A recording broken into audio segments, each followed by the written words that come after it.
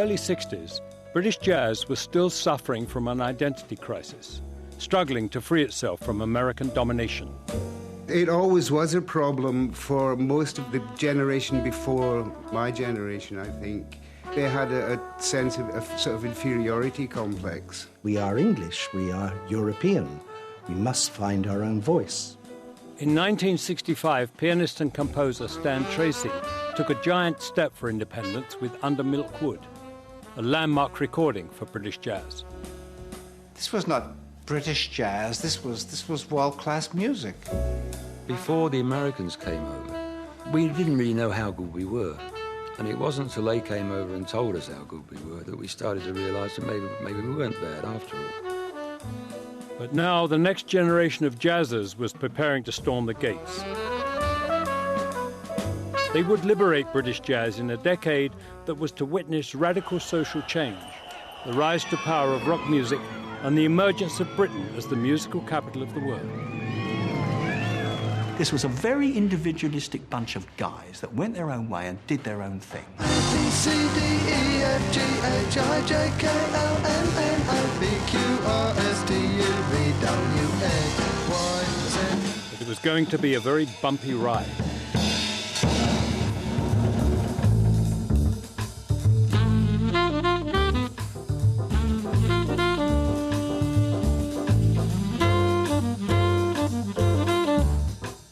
The struggle for authenticity in British jazz would largely be played out in the basements, back alleyways and clubs of early 60s Soho, the mecca for young ambitious players from all over the country.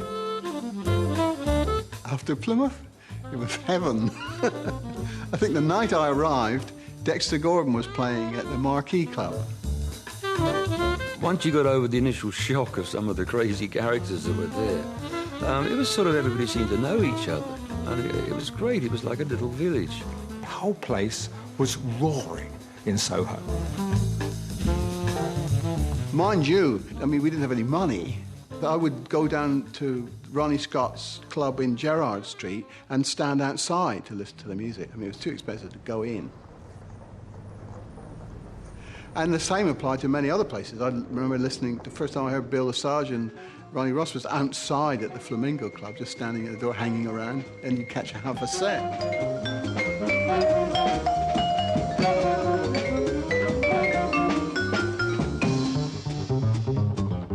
To a new generation of R&B players excited by the possibilities of jazz, the British jazz scene looked suspiciously establishment. That establishment was on show every night at Ronnie Scott's in London's Gerrard Street.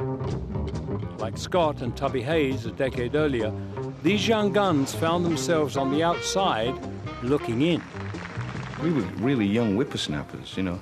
We used to try to get into Ronnie's in our breaks at the Flamingo, and frequently they wouldn't let us in unless we paid, because we were kind of insignificant, you know. But we did get in a time or two and listen to people like Roland Kirk, Sonny Rollins, and Dexter Gordon. But quite frequently we get turned away. We kind of poo-pooed the Ronnie Scotts kind of thing, you know, they were all polite, and we were into newer stuff, Ornette Coleman and all the kind of free jazz and everything. That's what we loved. But we were allowed, Ronnie was, you know, he was good. He would allow us to come in and stand at the foot of the stairs in the club, but we weren't allowed to sit down and go to the bar or anything. We could stand at the foot of the stairs. To be honest, poor old Ronnie as an establishment figure, you know, it's not really on, is it? But we had to have somebody to rebel against, so it became him and Pete King. But all the jazz players of Soho, young and old alike, were about to witness the rise of a new class of musician.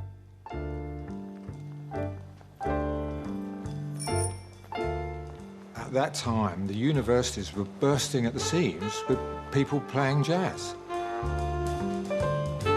Very few of them were in the music department studying music, because the music departments wouldn't allow it anyway. You know, jazz was not considered worthy of any attention at all. There was a fantastic band at Cambridge. At Oxford, there was a sort of Ellington-type band. At Birmingham, there was Evan Parker. Roger Eames had a big band, imagine a student, a big band at Nottingham. There was another big band at Southampton, all over. It was quite amazing. Throughout the early 60s, a kind of jazz university challenge was staged at the Fairfield Halls in Croydon, the showcase for a new wave of young players seeking a voice of their own. We weren't aware that there were other things going on at other places until suddenly we're in the Fairfield Halls and we're thinking, there's hundreds of us.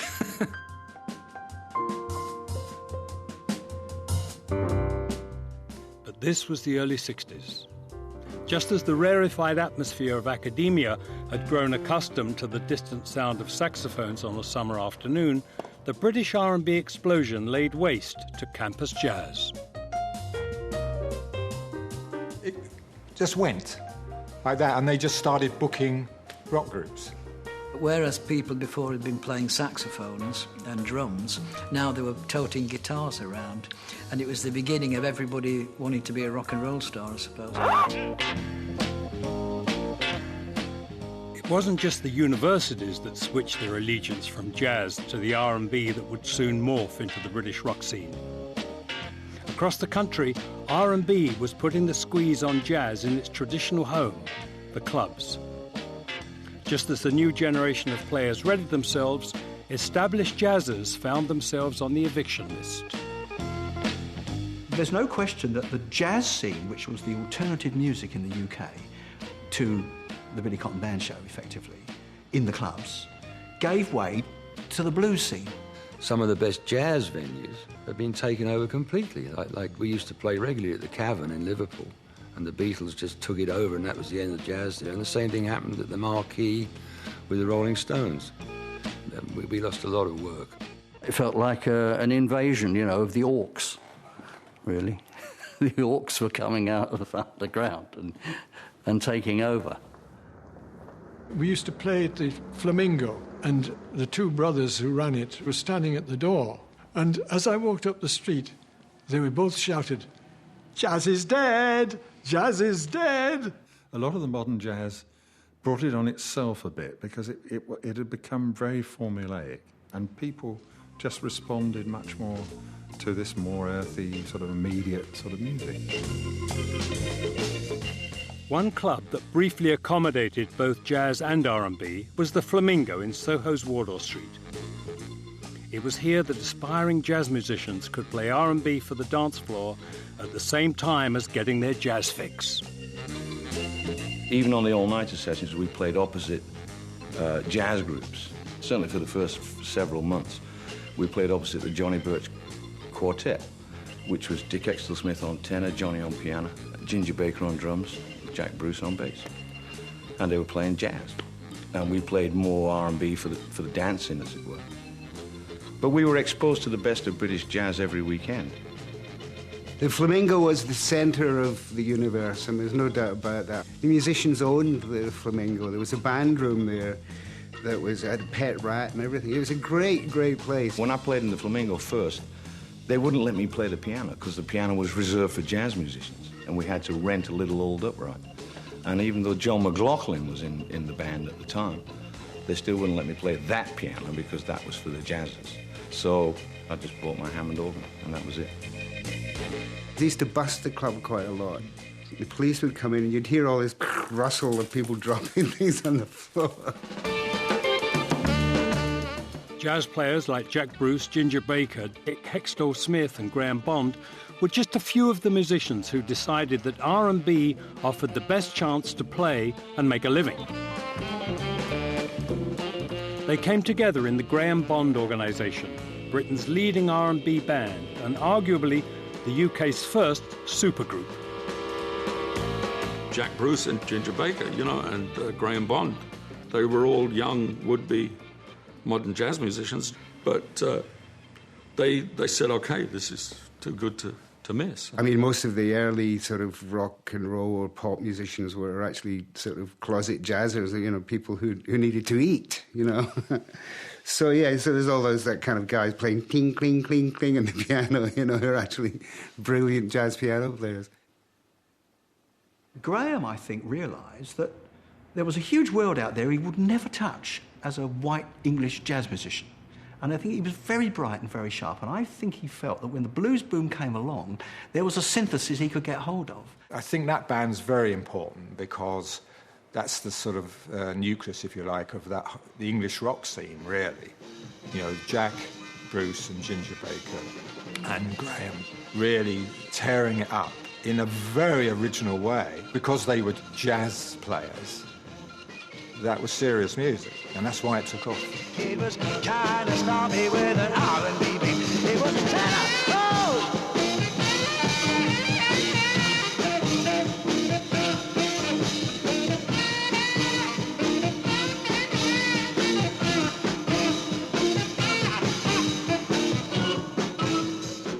Many jazz players, however, were hostile to what they saw as an act of betrayal.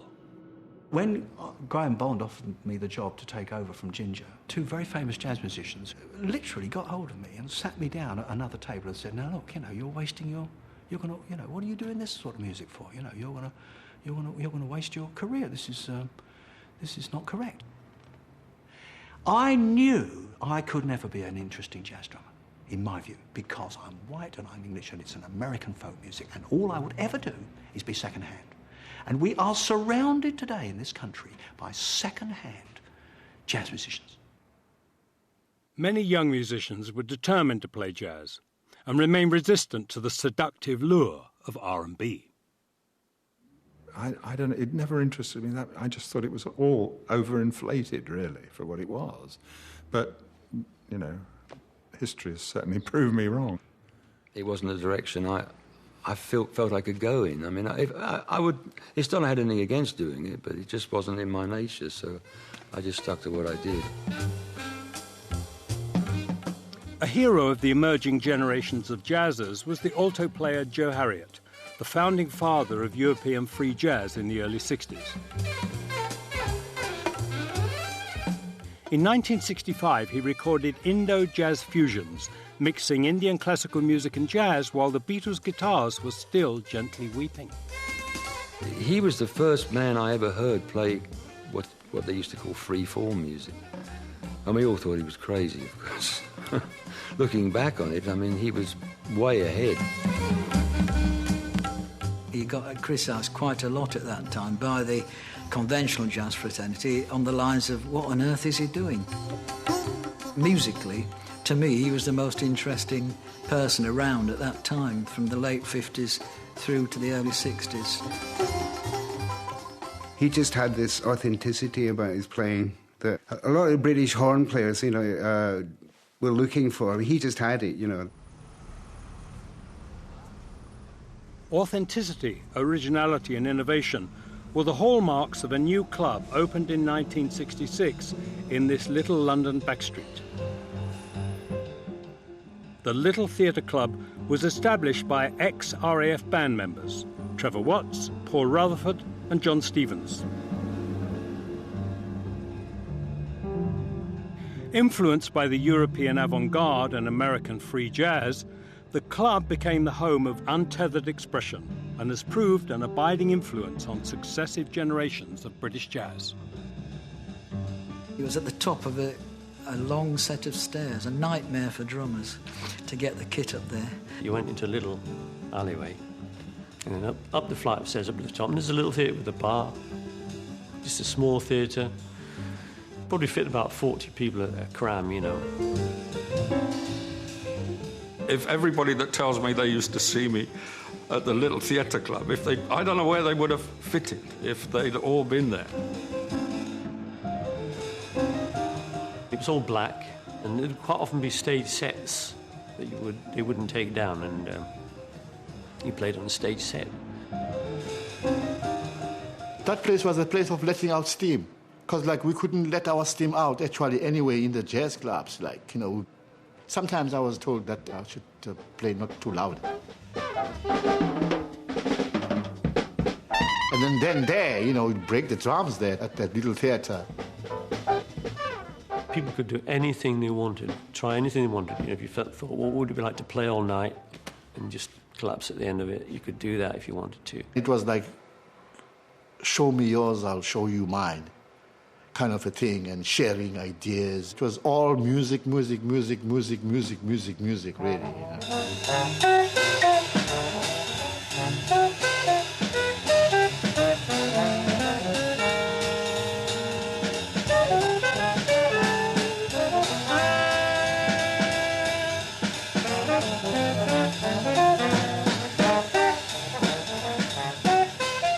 what was it about the little theatre club? It was John Stevens. It was John, and it was the woman Jean Pritchard, one of a number of people that helped John find places to play.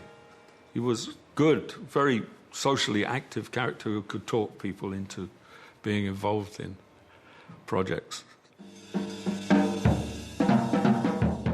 At the centre of this collective was drummer John Stevens, a man driven by a passion for this new sound. He played the drum just so loud, you know, his spirit was so that he just wanted to, you know, play jazz then and there, and, you know. I couldn't believe the sound of a real live kit drummer who was, you know, really whacking it. Stephen, stop! John had tremendous conviction, and there were like political ramifications for John in how the music was played, that there wasn't a hierarchy of soloist and accompaniment. There wasn't the star system, like everybody had a place in the music, and it was a very socialist kind of view. I mean, he had a great belief in that music, and he didn't give a toss. John's voice was the more dominant voice in that collective, and his idea of where to go next was the clearest idea. And so for a period he started to suggest approaches, and which became more and more abstracted, until finally the only idea was to play and see what happens. And I think at that point the only one that was left was me. Stevens formed the spontaneous music ensemble to develop the idea of group improvisation. But the question remained, what exactly was free music, and how did you play it? Just throw yourself in. And everybody goes, what? Throw myself in? What do I play? You know, you go... Now, to throw yourself in is one of the hardest things to do. It's just... It was great because there was that feeling that you could play anything you wanted.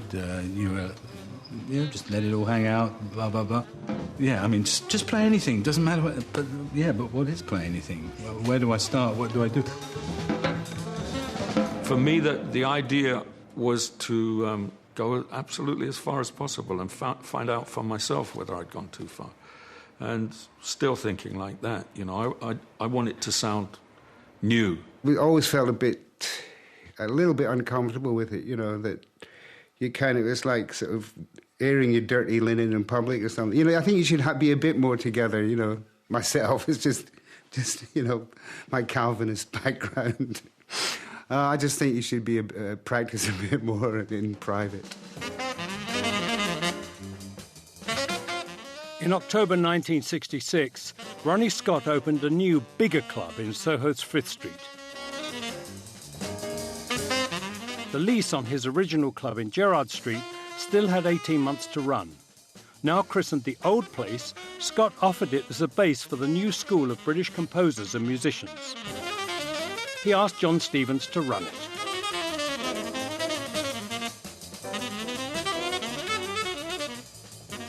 I talked about it with John, we talked about it, and we said, no, maybe, like, you know, if the lease is going to run, then we haven't got a home anymore. This place closes down. So we decided to stay at the theatre club and run that. And occasionally we played at the Old Place. But most of the musicians decided they wanted to go over to the Old Place, you know, because it's more of a... it's Ronnie Scott's Old Place, so a bit more of a profile there, in actual fact. My memory of it at the time is that if you played at one, it was difficult to play at the other. There's some kind of cliquiness going on there.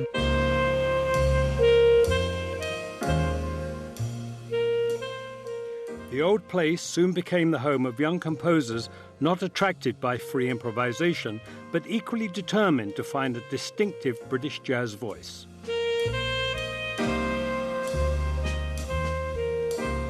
Two key composers emerged, Mike Westbrook and John Sermon, who became a focal point of the club's sound and style. Ronnie and Pete really wanted to find another way for musicians to play jazz, because they came from the tradition where the musicians played in the dance bands, the touring dance bands. They shortcut that whole thing. We didn't have to go through that whole sort of dreary apprenticeship of playing commercial. We could come straight in and play what we wanted to play. We played most of the time the sort of Saturday night all-nighters, which were extremely popular and very crowded. And for at least a year, the old place was a real focus of attention. I remember playing with John Sermon down there. That's where I formed my first band, was on account of the meetings that were happening at the old place. You know, this was a real godsend that Ronnie gave us. And when the club closed in the evenings, what would happen? Jam sessions, you know. I got to jam with Sonny Rollins. We're jamming down there, door opens, in comes Sonny. Puts his horn down, listen for a while. We go, oh my, he's not going to play, is he? Got his horn out, and that's how I met Sonny for the first time. Having a place where people can meet and exchange ideas, have the opportunity to write music, to put bands together, it just stimulated the situation. And I can't imagine what London would have been like without the old place. It was a period where I think young English musicians were trying to get out of the shadow of the great Americans. They really wanted to find their own voice. And I was caught up in all that. That generation of mine were the first generation that said, OK, we all acknowledge our debt to America, but we've got to find our own voice. And I think this was the big difference between my generation and what preceded it. And that is one of the distinguishing characteristics of all the musicians who broke through at that period. They're all very distinctive as individuals. Whereas before, there was a generally accepted style of way of playing in jazz, like bebop, and Tubby Hayes was obviously added his own thing to it, but he was the best at doing that.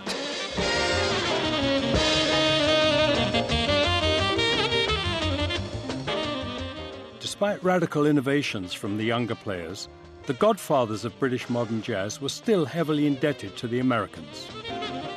Among them, ironically, was one of the most generous patrons to the new wave, Ronnie Scott.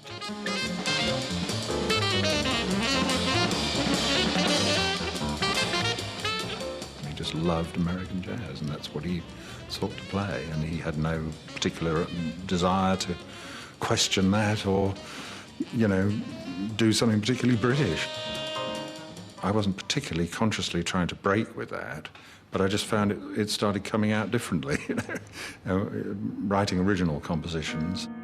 I think it's sort of questioning the orthodoxy of the day. And so this resulted in compositions which wound up not sounding very much like the American model.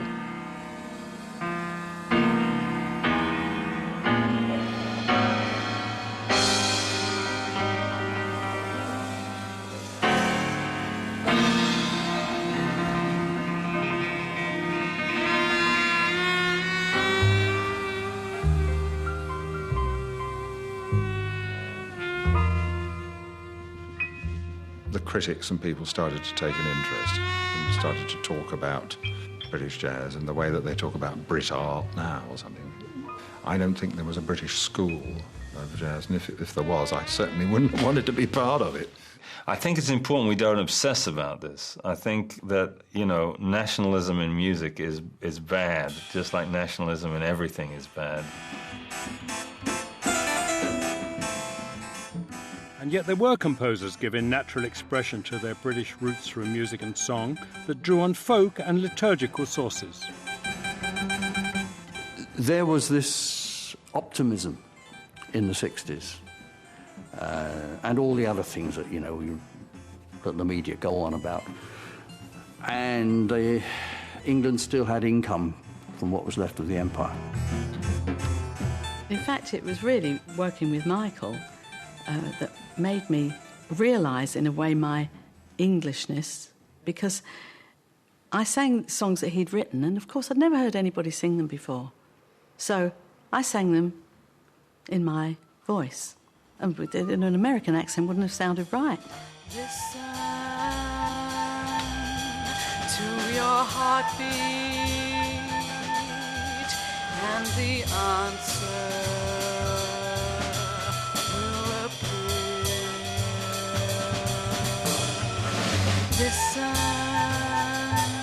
when I went back to sing a standard song, I'd get to the, you know, the long A, and I think, oh, do I sing dance or do I sing dance? At this time, London was becoming a musical melting pot, and soon the old place would be dancing to a different tune from a faraway place.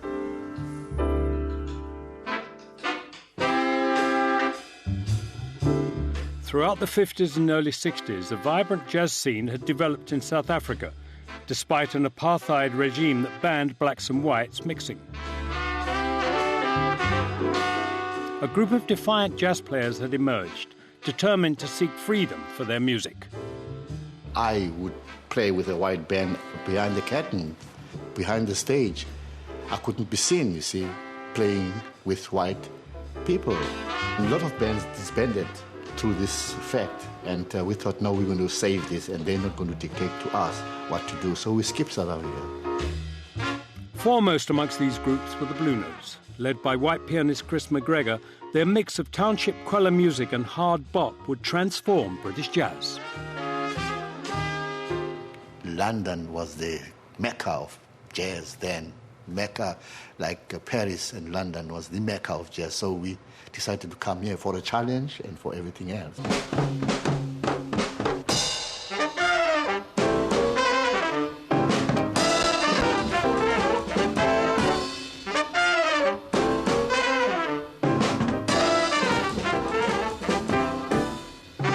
That had a big influence, I think, because that was, Chris McGregor and all those guys were such dynamic players.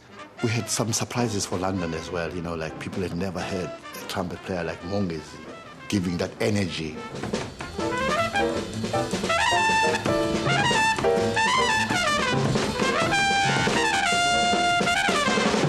And people like Dudu was magic, Dudu.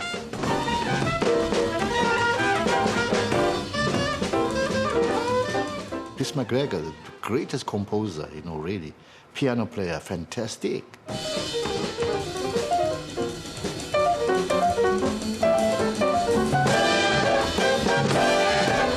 There was a muscularity about their music which I hadn't heard quite in the same way.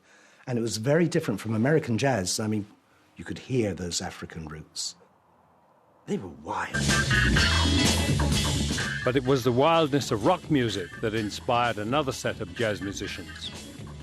One of the first artists to take this potent mix into the pop charts was keyboard player Brian Auger. Together with vocalist Julie Driscoll, they brought jazz to the rock audience. Brian found something he wanted to do for the rest of his life. And that's what he does, which is fantastic. Man sees the times, splitting loose the edge of minds, catching losers in his line,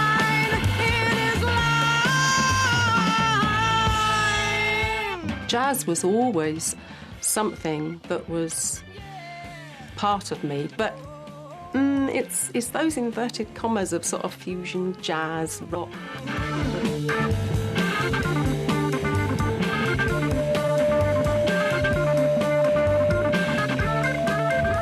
But the flirtation with pop ran counter to Driscoll's jazz sensibilities.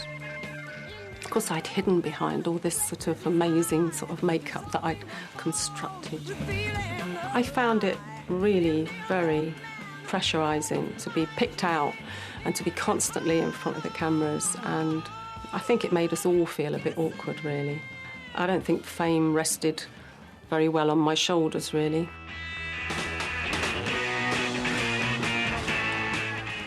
By 1967, pop and rock had raised the creative bar. Audiences were becoming increasingly sophisticated in their taste as British pop music defined the worldwide look and sound of the decade. Unless jazz could respond, it was in danger of becoming irrelevant. I think the 60s was also the re-education of the audience. And this was, again, thanks to popular music. I wasn't part of the pop scene. I was part of the jazz scene, but at the same time, for a jazz musician like myself to go out and buy Beatles records or James Brown records, there's a story there. The story was that the British musicians like John McLaughlin saw the connection between the psychedelic movement in rock and the sonic experiments of Miles Davis and John Coltrane. British jazz rock was born.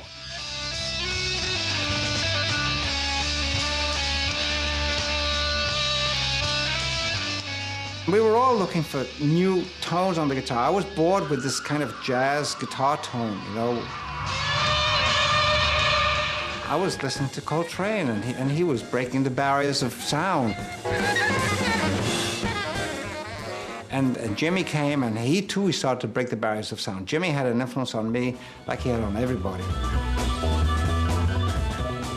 By the late 60s, it seemed that jazz, rock and pop were all part of the same musical revolution. You had bands like Soft Machine and King Crimson playing to large audiences of 4,000, 5,000. They'd be playing on jazz festivals. My sextet would be playing on sort of rock festivals. And it was very innocent. It was very innocent. It was artist-driven. It wasn't business-driven. The pop business has always been run by, inverted commas, business.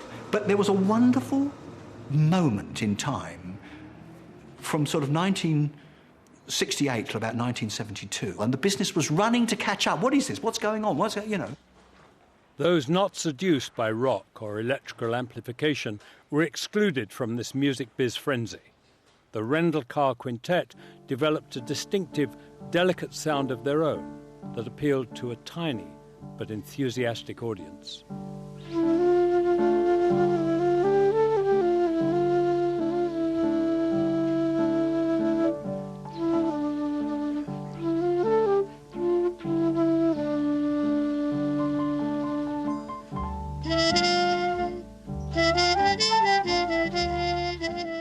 We were on our own in a way. Don Rendell and Carr was developing its own voice, its own ethos, quite independently of anything else that was going on.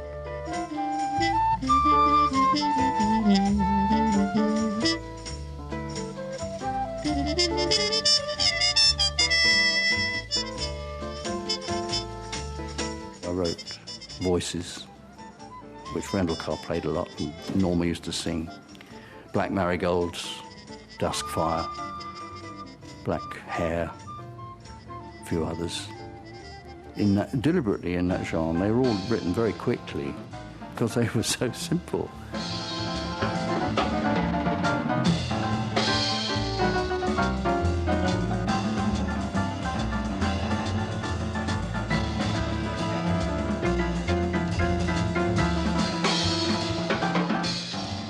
Despite the underground image of rock music in the late 60s, it had become big business. British jazz now emerged as the true alternative music. But while both were often on the same bill, the jazzers were left in no doubt about who was the top dog. I remember playing in a huge venue up in Tottenham Court Road. And it's when Pink Floyd were beginning to get their stuff together, and they were doing their thing and we were doing our thing.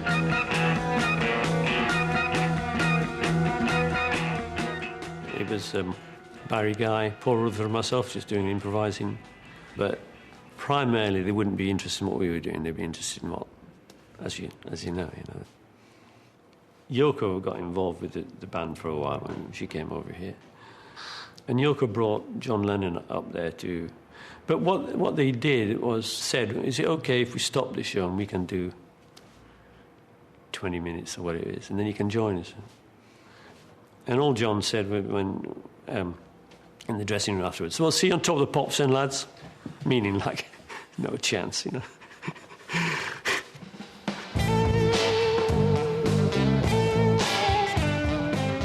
Jazzers Ginger Baker and Jack Bruce teamed up with blues guitarist Eric Clapton to form Cream, one of the most successful bands in rock history. But their true nature was somewhat hidden from fans and members alike.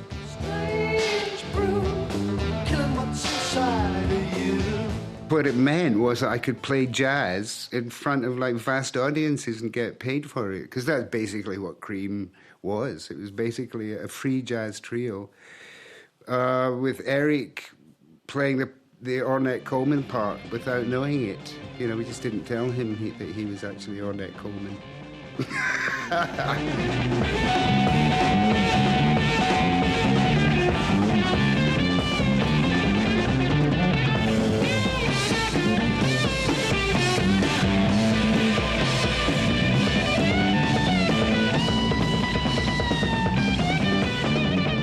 I was still a jazz musician, but you know, when I heard the records, and I mean, they were jamming, they were really playing. What a rhythm section, Jack Bruce and Ginger Baker. You play or you go with Jack and Ginger.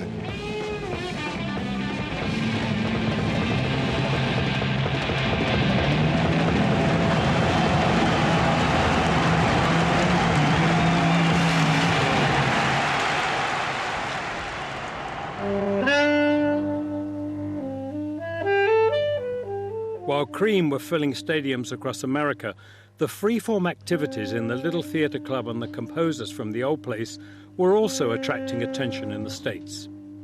British jazz was becoming a world player. There was an amazing number of people in New York who knew all about it.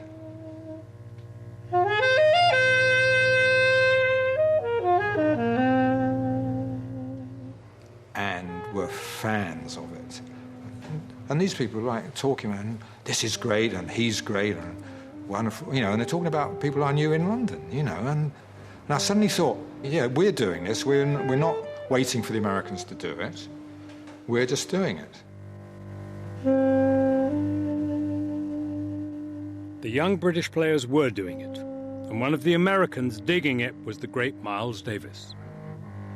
He came to Ronnie Scott's in the summer of 1968 to check out a young bass player. Dave Holland was given 72 hours' notice to join the master in New York. Everybody in London, everybody in England is asking me, you know, what's going on? Have you heard anything yet? We knew already that we could play with the best American players, and so it wasn't a great shot. Well, it did kind of piss me off a bit because Dave Holland was in my band at the time. So all of a sudden I had no bass player. Nobody was more surprised, I think, than Dave Holland. You know, I think he thought it was a joke at first when he got the first call from Miles's manager saying, you know, you're ready to come to the States. There was, I'd say, a much more assertive way of playing in America. So that at the beginning, when I first played with Miles, I found myself wondering, you know, nobody seemed to be really listening to me. And I suddenly realized that I had to actually claim my ground. And as soon as I started doing that, I got the response.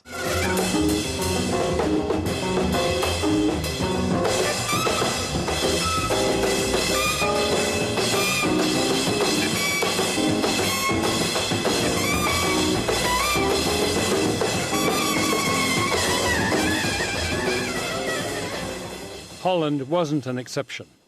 In the early 60s, Miles had recruited British pianist Victor Feldman, and now he set his sights on a talented young guitarist. Dave and I lived together, Dave and I played together, you know, and he said, I've only got 2 words, you know, this is America, just be strong. Well, McLaughlin was around on the sort of jazz scene, and then he was around on the sort of rhythm and blues scene here. And he was a very sort of mercurial kind of character. You see him and the amazing sort of player, and somehow he was there and not there. But he was just one of those those people known in the business as amazing.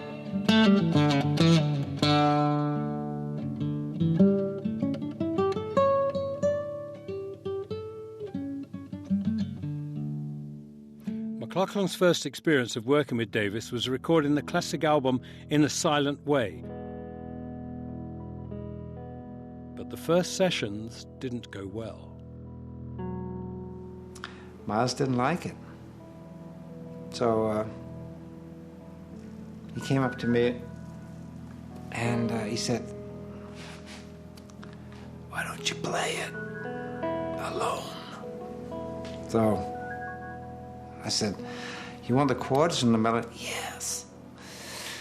I said, well, it will take me a minute just to get the piano chords on the guitar. Is that a fact? Just like putting me on the hot seat, you know. And I was already sweating. I mean, the sweat was running off my body. And he says, why don't you play it like you don't know how to play the guitar? You know, and I heard murmuring, oh, this is a good one. This is really a good one. So, I mean, what does he mean? You know, I don't know how to play the guitar. I have to play it like this is totally zen koan. But in the meantime, he's got the red light is on. He's recording already. You know, and I don't believe it. I'm saying, just do it. Don't worry about it. Just go, you know. And then Wayne comes in, and then Lyle comes in, and we end. So he says, play that back to you. Sarah was in the room. And I listened to that in a silent way, and it was unbelievably beautiful.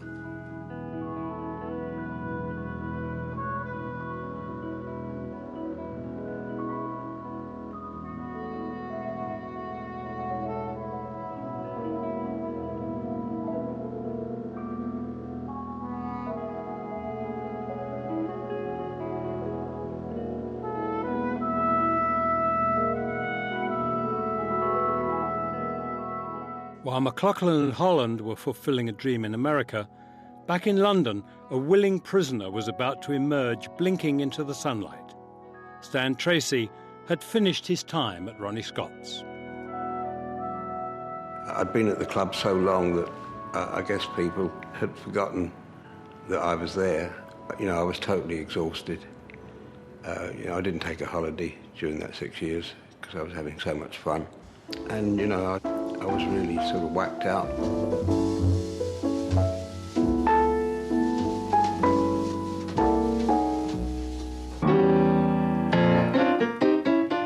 For the next 2 years, I did very little.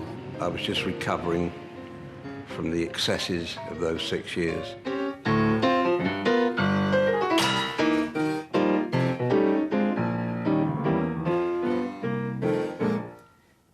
What was that? It's a string gun. He just tuned it. Don't tell Pete. A rudderless Stan Tracy found the jazz scene radically changed. He chose the unlikely path of free jazz. I remember that causing some surprise. There he was, he'd been the house pianist at Ronnie's, he'd worked with Ted Heath. He was thoroughly versed in all the traditions and conventions of so-called modern jazz. And all of a sudden, he was playing at a place called the Little Theatre Club, entirely free.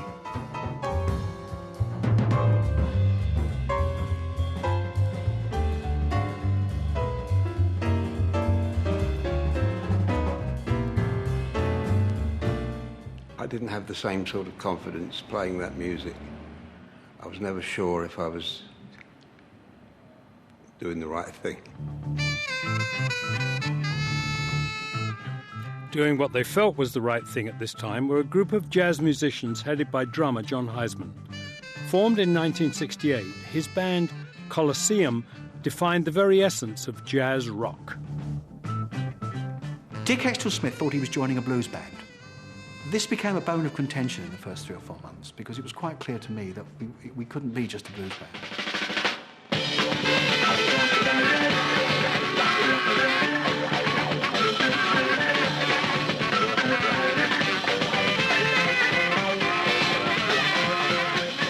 Here we are, we're playing kind of white rock drums with jazz solos. And of course that all came to fruition a year later when we went to America, played the Fillmore West with the Chicago Transit Authority. Chicago Transit Authority were 3-part harmonies with brass. And the leader of the brass section walks over to me and he says, hey, what a neat idea to play rock drums with jazz solos. And of course, 6 months later, they were Chicago doing exactly that.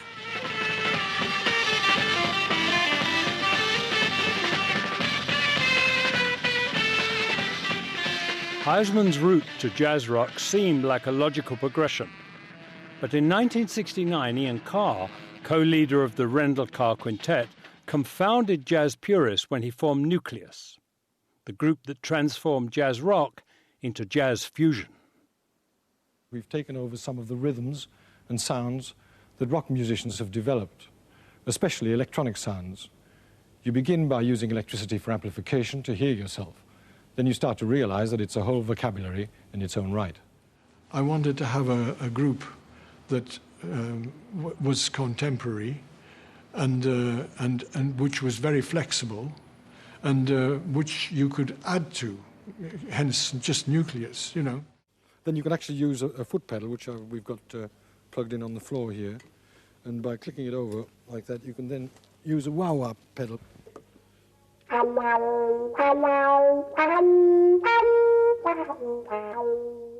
Now we thought, well, there's these bands, they're going around, they're taking a PA system, they're organising themselves, they're getting sort of a management, and, you know, why should jazz just be played in pubs and things? You know, let's do this properly.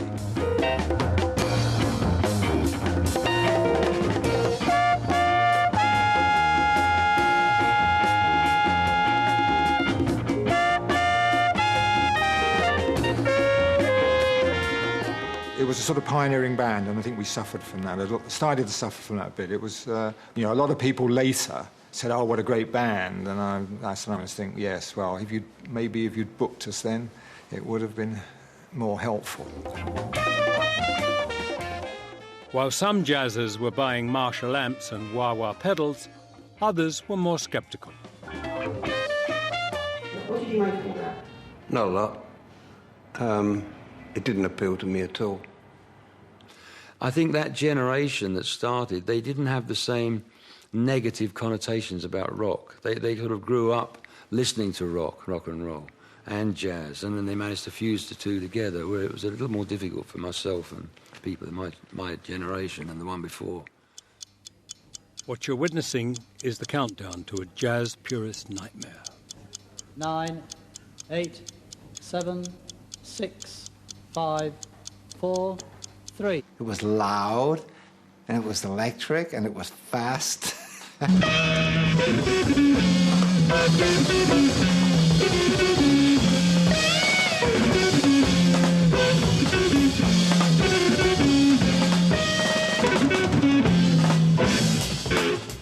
John McLaughlin's Mahavishnu Orchestra were the definitive jazz fusion group. Their top 20 albums, sell-out concerts, and unrestrained virtuosity prompted many a jazz critic and musician alike to dismiss them as all smoke and mirrors. Was Mahavishnu jazz? I mean, a lot of people said it wasn't. But at the same time, for me, it embodied the essential aspects of jazz music, which is improvisation and interactive improvisation, where we use structure, but we use structure in order to get to another place together, collectively. And for me, that was always what jazz music is about.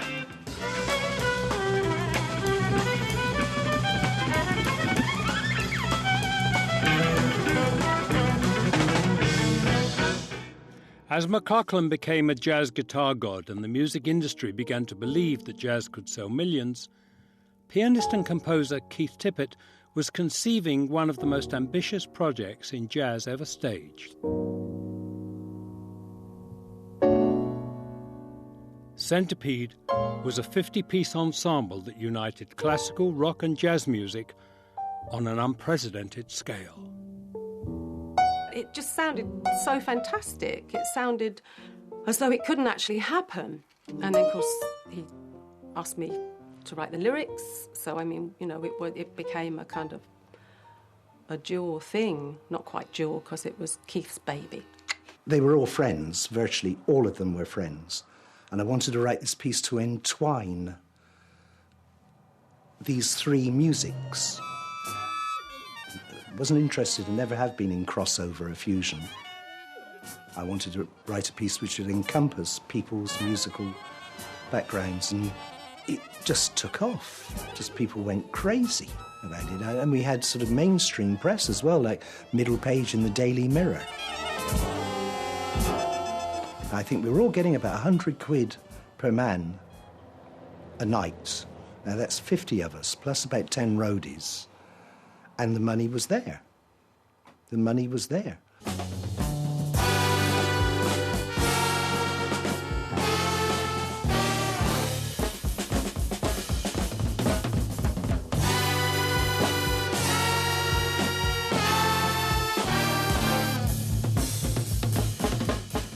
Then RCA came in, they wanted to record it.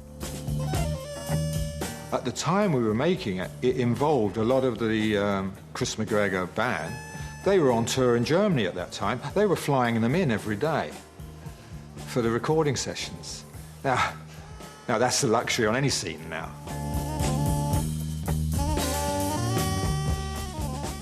RCA perhaps wanted me to do it on ice with elephants next. I put a stop to it because I wanted to do something else. I was really a young man. I had, Centipede was at the Arbol at the age of 22. A lot of our dear friends who were part of that wonderful ensemble have passed on now. Centipede also marked the death of any major record label interest in jazz for the next decade. The early 70s also witnessed the passing of British modern jazz icons Tubby Hayes and Joe Harriott. Hayes, Britain's first internationally recognised jazz star, died at the age of 38, undergoing heart surgery. While Joe Harriott died of stomach cancer, worn down, unrecognised and reduced to playing with amateur musicians. This was also the time of change for the contemporary jazz scene. The innocence and spirit of the 60s was by now giving way to the harsh realities of 70s market forces.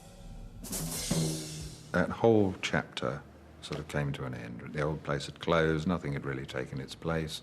Everybody had grown up, everybody was trying to think about earning a living and where they should go and so on. There was a great sort of parting of the ways generally. I was left very much at a bit of sort of turning point, really.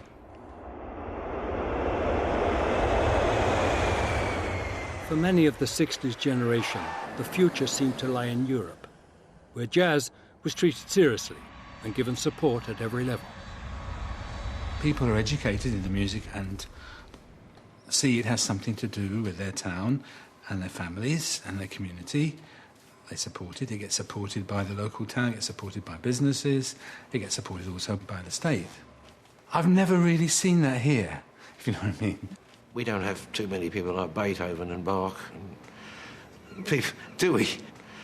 Germany in particular have always had a great loving of jazz music, particularly modern jazz music. I spent many, many, many, many years there, to the point where a lot of people thought I'd actually left this country. Now, jazz. Was Alan Skidmore having a joke with us when he named his next group? SOS, they're called. It comes from the surnames of the three musicians, John Sermon, Mike Osborne and Alan Skidmore. They're all saxophone players and, like most of their colleagues, are much more widely thought of abroad than here in England. It was a new idea. There hadn't been a group like with just saxophones before. It looks much simpler than it is, thank goodness.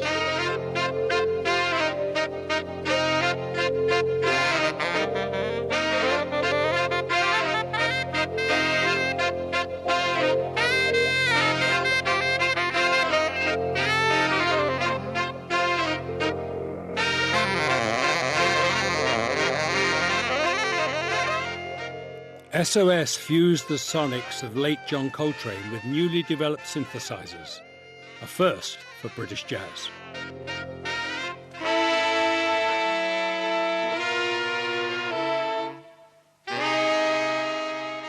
The opportunities to be found in Europe weren't open to everyone.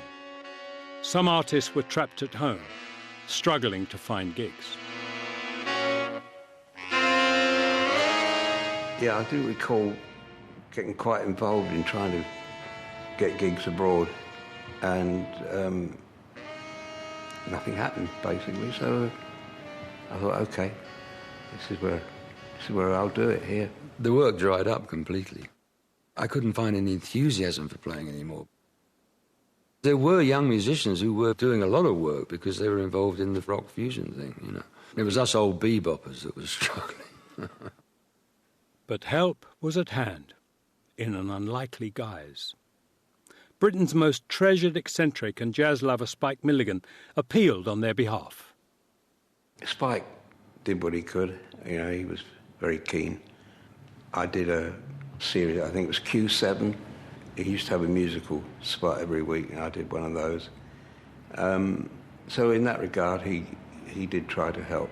And now, over to Stan Tracy, where he's playing Panama Red. I must get there quickly. I got to see.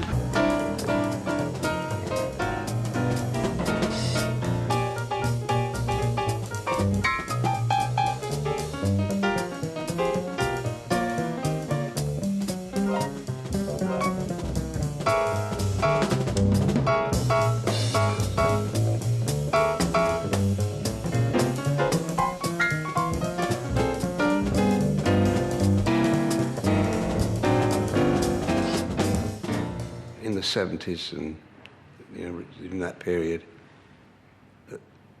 they didn't take us seriously at all. We were just a nuisance, really.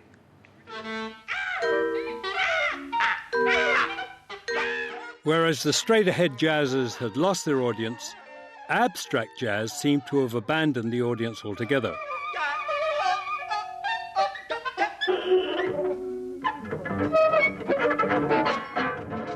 The experiments that had begun in the Little Theatre Club a decade earlier were now alienating even the most die-hard jazz enthusiasts.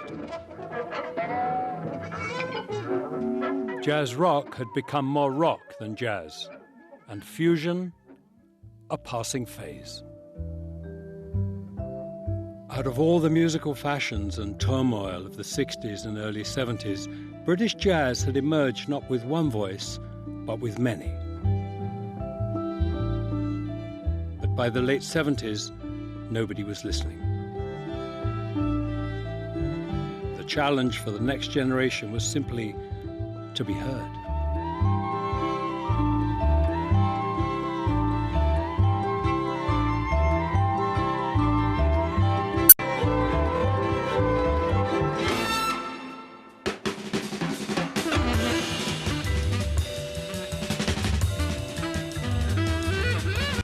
You can see the final part of the Jazz Britannia series next Friday at 10, but there's more in our season to come tonight. Omnibus on Kenny Wheeler next.